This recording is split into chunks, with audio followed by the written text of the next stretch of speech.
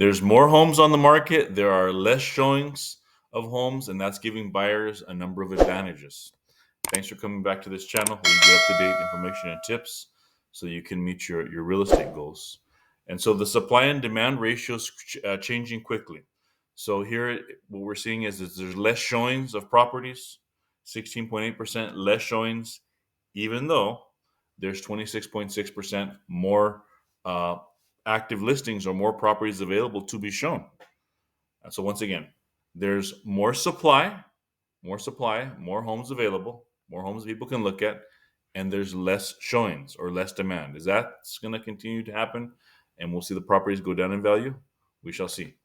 So objectively, the data is showing the buyers have room for negotiation. So keep in mind these percentages that 30% of homes are actually cash deals, and they don't have anything to do with this. So the percentages that are showing here are actually a lot less than what it is of the non-cash deals. So 41% of sellers accepted a contract with contingencies in the contract. 32% dropped the price because they didn't meet the appraised value.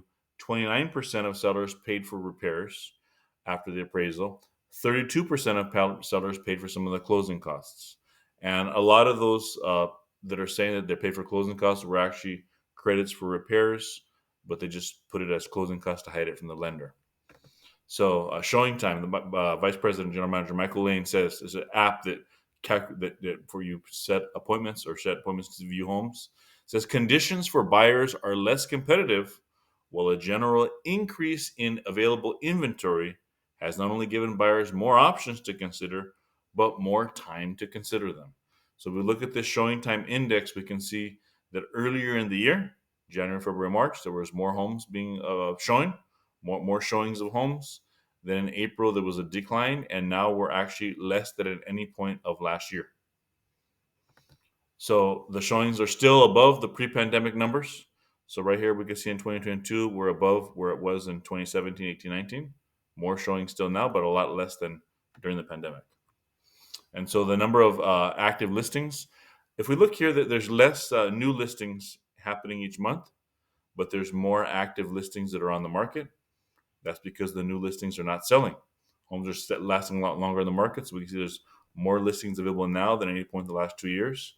We can see that in March, there were more new listings and less active listings because the active listings that would come on the market in January and February had sold. So that's we're kind of the opposite now. There's a lot of listings available, very few that are actually coming onto the market. And so Sabrina Spainell of Realtor.com says, well, fewer new listings are entering the market. Summary statement. Overall inventory continues to grow, providing buyers more choices. So thanks for watching the video. Feel free to contact me for any real estate questions or needs.